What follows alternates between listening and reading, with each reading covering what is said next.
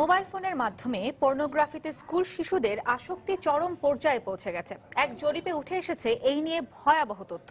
এই অবক্ষয় প্রতিরোধে স্কুল কর্তৃপক্ষের কড়া নজরদারি আর অভিভাবকদের সচেতনতার তাগিদ দিয়েছেন সমাজবিজ্ঞানীরা। ফারাবি হাফিজের অনুসন্ধানী প্রতিবেদন।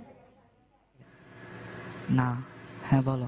আচ্ছা ঠিক আছে, কালকে দেখা করি। কাগজে কলমে স্কুলে মোবাইল আনা নিষিদ্ধ হলেও বেশিরভাগ ক্ষেত্রেই তা মানা হয় না। ভিডিও অপশন আর ইন্টারনেট সুবিধা মুঠোফোনের ইতিবাচক দিকের বদলে এর খারাপ দিকগুলোই বেশি টানছে স্কুল পড়ুয়া এসব কিশোরদের। কয়েকটি স্কুলের ক্লাস 8-এ পড়া 100 শিশুর উপর জরিপ চালিয়ে দেখা গেছে এদের মধ্যে 76 জনই নিজের মোবাইল ব্যবহার করে, বাকিরা বাবা মা কিংবা বাসার অন্যদের ফোন ব্যবহার করে। এদের প্রেমের বিষয়টিও চমকে দেবার মতো। শতকরা 44% শিশুর জীবনে আগে ভাগেই চলে এসেছে প্রেম। আমার একটা বয়ফ্রেন্ড থাকতেই হবে, না থাকলে আমি স্মার্ট না। বেঞ্চের নিচে সবাই মোবাইল রেখে তারপর মানে বিভিন্ন জিনিস দেখে, যা আসলে অন্যরকম। আসলে এনভায়রনমেন্টটা এত পচা হয়ে গিয়েছে যে আমরা না করে থাকতে পারছি না। 6 এর বাচ্চাকে যদি বলেন যে সব বাজে চিত্রগুলো ভিডিওগুলো যে দেখে না, তাহলে বলবেন যে ও কোন যুগে আছে, অন্ধকার যুগে আছে। ফিজিক্স ক্লাসের ভিতরে খুব বোরিং হয়ে গেছে, কানের ভিতর হেডফোন ঢুকাই দিয়ে গান শুনতেছে, অথবা একজন আরেকজনের দেখ আমার এই বয়ফ্রেন্ড আছে, আমার এই এতগুলো বয়ফ্রেন্ড নিয়ে আমি ঘুরি, এর সাথে এই ছবি তুলছি, কালকে এখানে ডেটিং এ গেছিলাম। এটা তো আর কোনো ব্যাপার। একজন নিয়ে আসে আর একজন আসে দেখতে থাকে, এই আয় আয় আয়, এটা দেখ এটা দেখ ওইটা দেখ, এটা এত জোস, ওয়াও।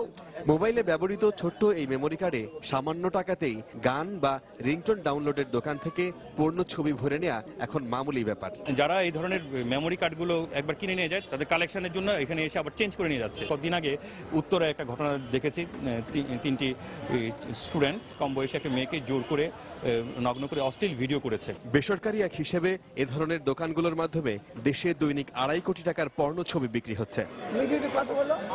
সমাজবিজ্ঞানীরা বলছেন যে অ্যাডিকশনের নতুন মাত্রা এই মোবাইল। যদি মা বাবা সচেতন হন তাহলে এই সমস্যা কিছুটা হলেও সমাধান সম্ভব। আর প্রিয় সন্তানটি কখন কি করছে সে বিষয়ে মা বাবা যদি খেয়াল না রাখেন তাহলে এই সমস্যা আরো ঘনীভূত হবে ভবিষ্যতে। সমাজবিজ্ঞানীরা বলছেন সমাজের প্রতি দায়িত্ববোধ ও আন্তরিকতা কমার কারণেই বাড়ছে ইফটিজিং, যৌন হয়রানি সহ নানান সব অপরাধ। রাষ্ট্র এখানে খুবই কমই গুরুত্বপূর্ণ ভূমিকা পালন করে। পরিবার থেকে আসতে হবে, তার আত্মীয় স্বজনের কাছ থেকে আসতে হবে, তার প্রতিষ্ঠান শিক্ষা প্রতিষ্ঠানের প্রধানের কাছ থেকে আসতে হবে। মোবাইল আসক্তি থেকে কিশোর সমাজকে বাঁচাতে এখনই সচেতন না হলে পরবর্তীতে এর ফল ভোগ করতে হবে মা বাবাকেই। ফারাবি হাফিজ, সময় সংবাদ, ঢাকা।